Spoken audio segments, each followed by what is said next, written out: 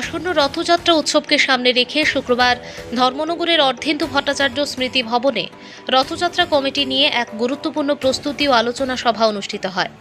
সভায় উপস্থিত ছিলেন ধর্মনগরের বিধায়ক জহর চক্রবর্তী।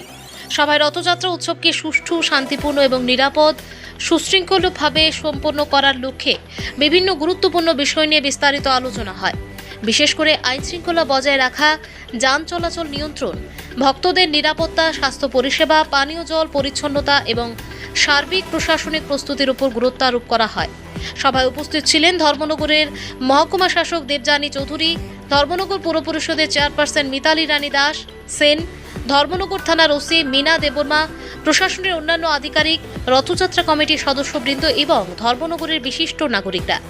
বক্তারা আশা প্রকাশ করেন, প্রশাসন, রথযাত্রা কমিটি এবং সাধারণ মানুষের সম্মিলিত প্রচেষ্টা এবারের রথযাত্রা উৎসব শান্তিপূর্ণ ও সফলভাবে সম্পন্ন হবে। সভা শেষে উৎসব উপলক্ষে সকলের সহযোগিতা কামনা। অ্যাকচুয়ালি রথযাত্রা ধর্মনগরে বেশ বিখ্যাত রথযাত্রা, আপনারা সবাই জানেন। তো এখানে আমাদের অ্যাডমিনিস্ট্রেশন লেভেলে প্রথম ডিএম অফিসে মিটিং হয়েছে, সাব ডিভিশন লেভেলেও মিটিং হয়েছে। তো এখানে রিসেন্টলি একটা প্রপোজাল আমাদের এখানে এমএলএ স্যার নিয়েছেন যে রথটা বিভিন্ন সময় স্ক্যাটার্ড ওয়েতে না হয়ে যাতে একটা পার্টিকুলার টাইমে সবাই মিলে যৌথভাবে যাতে রথযাত্রাটা হয় সেটার জন্য। তো সেটারই একটা প্রস্তুতি মিটিং হলো এখানে। ফাইনাল ডিসিশন এখনও হয়নি যে রথটা একসঙ্গেই হবে, একটা কার্নিভাল মোডে একসঙ্গেই করা হবে, সেটা ডিসিশন হয়ে গেছে।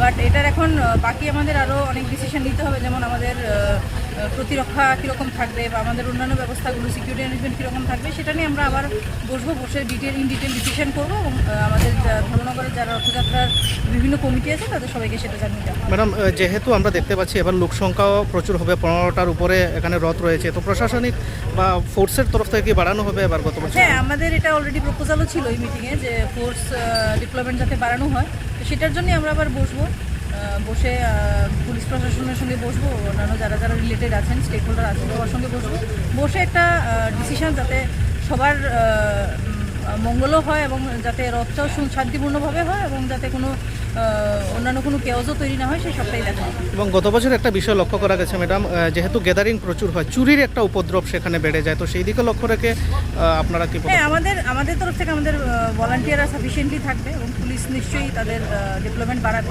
আশা করি সেটাতে একটা ইমপ্রুভমেন্ট অবশ্যই আপনারা দেখতে পাবেন। ধন্যবাদ।